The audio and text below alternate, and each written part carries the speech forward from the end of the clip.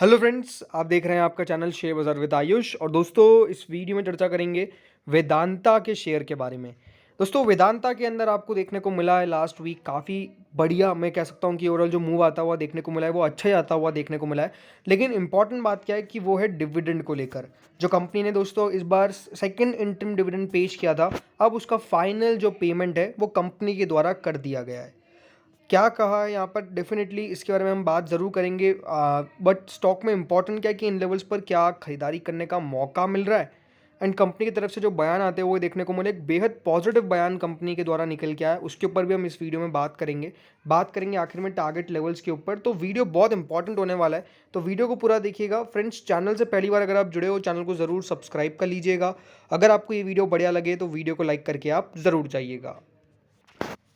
So friends, अगर आप देखिए वेदांता को, तो डेफिनेटली लास्ट हफ्ते की बात करता हूँ तो स्टॉक में 0.97% की बढ़त है। लेकिन अगर आप एक महीने में देखेंगे तो ये वाली जो गिरावट है ना, ये वाली आप गिरावट हटा दीजिए, बिकॉज ये डिविडेंड की एक्स डेट पे हुआ था, राइट। वो डिविडेंड की एक्स डेट हुआ। अदरवाइज स्टॉक में अगर आप मूव देखेंगे तो ये तो मूव आता हुआ देखने को मिला, ये यहाँ से लगाकर ऑलमोस्ट यहाँ तक का जो मूव आपको आता हुआ देखने को मिला है, ये 8% का है। लेकिन इसमें आप 20 रुपये और जोड़ दीजिए, क्यों? बिकॉज वो डिविडेंड भी तो है। सो जिस प्रकार का देखिए ओवरऑल मूव दिखाया है वेदांता के स्टॉक ने, आई थिंक वो मासिव है, बहुत शानदार देखिए तेजी करता हुआ देखने को मिला है। एंड अभी 260 रुपीज़ के पार ट्रेड कर रहा है। यहाँ पर ज़रूर फ्राइडे का सेशन पूरे बाजार में गिरावट देखने को मिली, जो स्टॉक में भी आपको गिरावट आती हुई देखने को मिल गई। बट ओवरऑल जैसा मैंने कहा कि स्टॉक के अंदर जो मूव अभी आपको देखने को मिल रहा है, ज़रूर ये 270-280 रुपये की तरफ आपको मूव करता हुआ देखने को मिलेगा। अभी भी 52 हफ्तों का हाई 440 रुपये 75 पैसे का है, जो भले आपको बहुत दूर दिखेगा, इसमें कोई डाउट नहीं है। 440 रुपये 75 पैसे का आपको 52 वीक हाई लगता हुआ देखने को मिलता है, जो अभी यहाँ पर डेफिनेटली इतना आसानी से अचीव होता हुआ देखने को नहीं मिलेगा।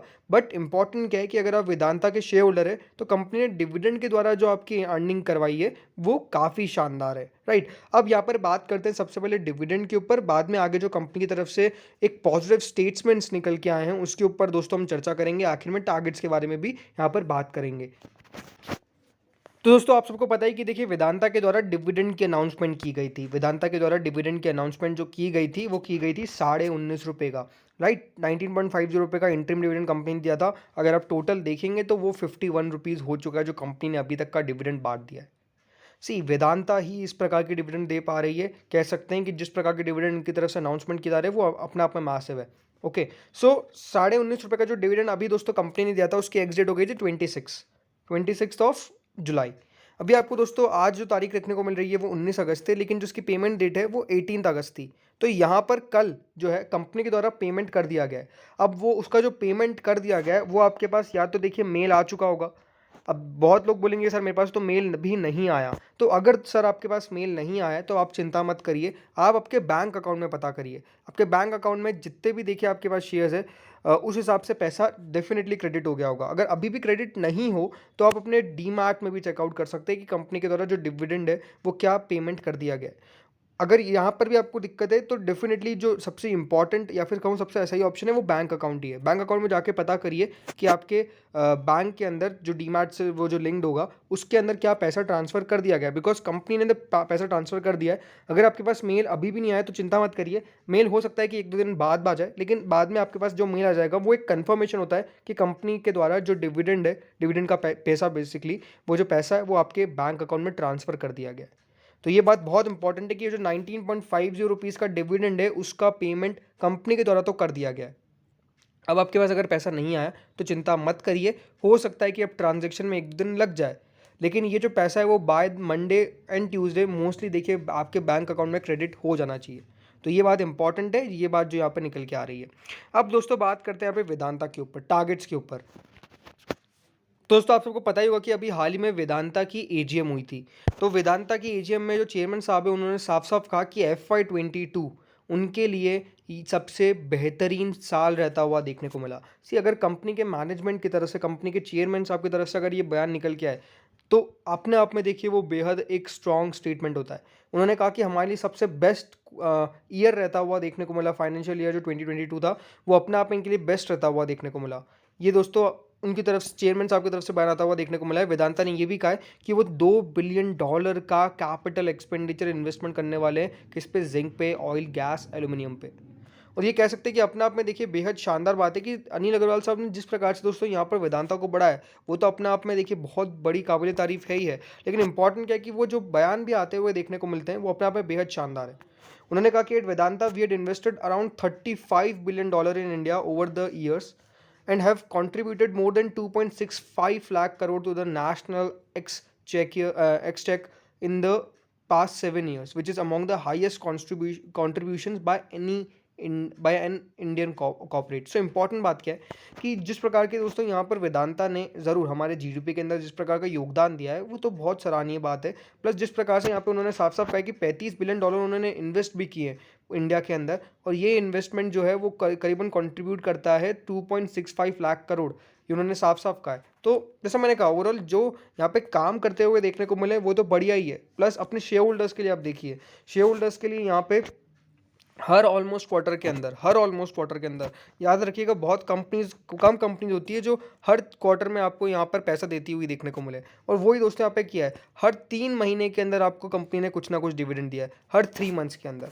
एंड ये अपने आप में देखिए बहुत बड़ी बात है, क्योंकि हर टोटल 4 बार डिविडेंड देना कोई कंपनी का, वो भी डिविडेंड ऐसा वैसा नहीं देती है कंपनी। फर्स्ट टाइम जो इस बार दिया था फर्स्ट क्वार्टर में, वो 31.5 रुपीज़ का, इस बार 19.5 रुपये का।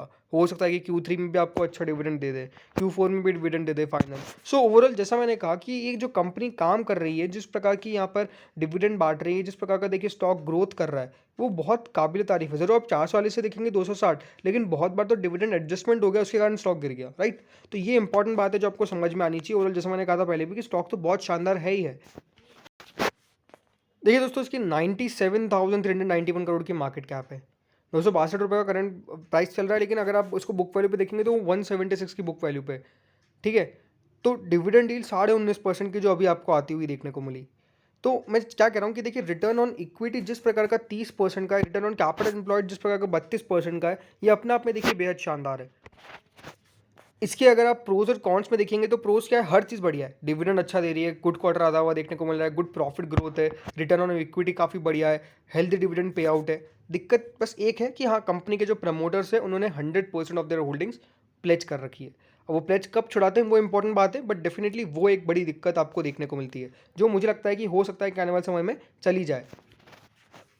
बाकी अगर आप देखेंगे तो यहाँ पर लगातार आपको इन्वेस्टमेंट तो आता हुआ देखने को मिलता ही है, बढ़िया संकेत ये आपको आते हुए देखने को मिलते हैं। प्रमोटर्स जो दोस्तों सितंबर 2019 तक 50.14% स्टेक रखते थे, आज आप देखिए 70% के करीब है। एफआईएस ने अपनी स्टेक कम करी कैसे, बिकॉज क्योंकि कंपनी के प्रमोटर्स देखिए लगातार माल खरीद रहे हैं।